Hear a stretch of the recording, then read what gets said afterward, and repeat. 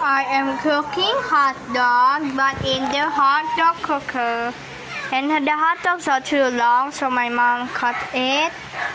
And I'm gonna put some margarine.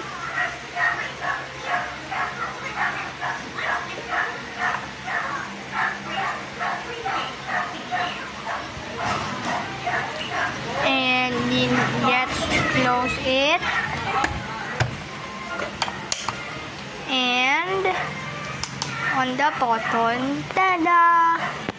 It's cooking. Iwanan ko muna kasi magbibihis pa ako. Open it. Buksan na natin. Wow! May mga pato na yung mga hotdog. Wow! Naman. Wow, sarap. Luto na agad.